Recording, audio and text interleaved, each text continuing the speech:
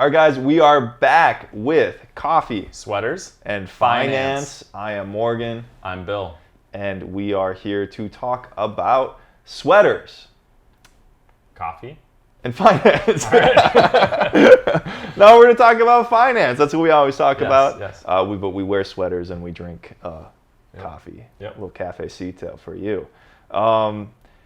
Anyways, something I wanted to talk about today was diversification. Yep. Right? And I think we're pretty familiar with that topic. You probably hear it a lot, whether or not you understand it.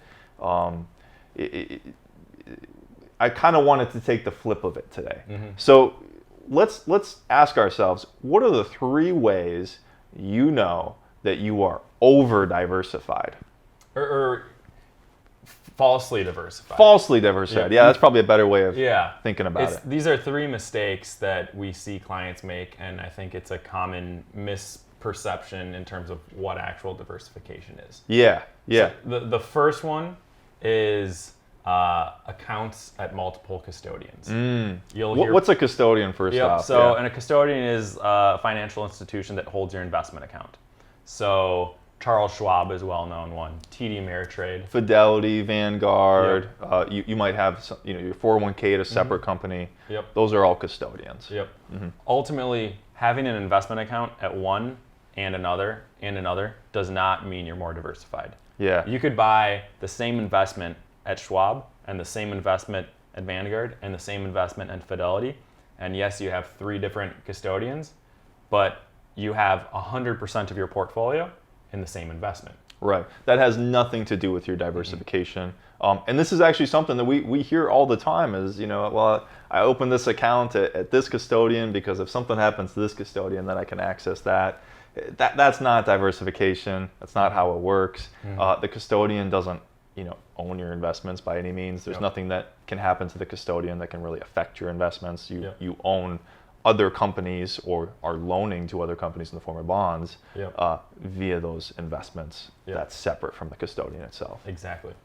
The second one is multiple funds in the same asset class.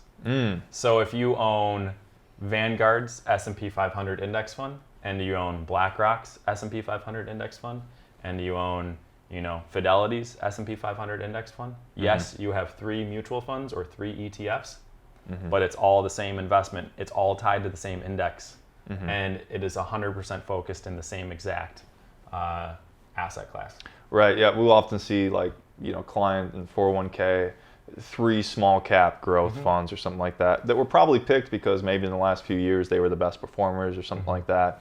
And they think that they're getting diversified access now to small caps. Odds are you got it in the first fund, and now you're just making a redundant decision over time. It has nothing to do with diversification overall. You could have a fully diversified portfolio that has 5 funds, which isn't that many, and you could have a portfolio that has 100 funds or even more and isn't appropriately diversified. Right, yeah, so number of mutual funds or number of ETFs doesn't actually dictate your diversification. Exactly. Yeah. I'm going to throw out the last one, and this is something that's probably a little closer to Bill's and my heart, but we hear a lot, is I work with multiple financial advisors to stay diversified. And our answer to that is you should probably consolidate into just one.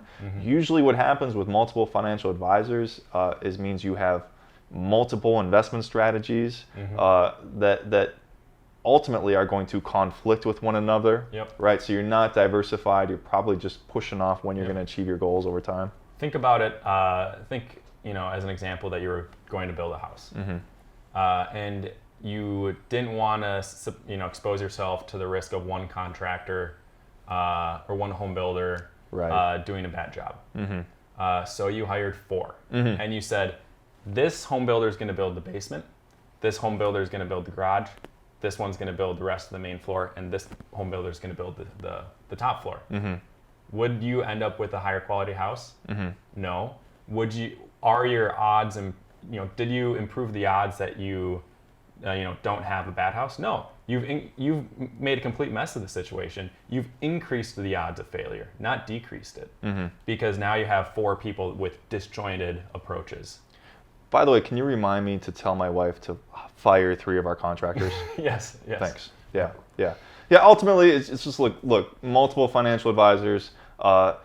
It doesn't necessarily help. It's going to create, I would say chaotic diversification in that sense, or unhelpful diversification. So just to go over it again, 3 ways to, what's the word you used? Diversification. 3 ways to know that you've diversified your portfolio. Yep. You're using multiple custodians for the sole purpose of diversifying. You have multiple funds of the same style or asset class, and then multiple financial advisors. Yep, absolutely. Thanks, everybody. We will talk to you later. See ya.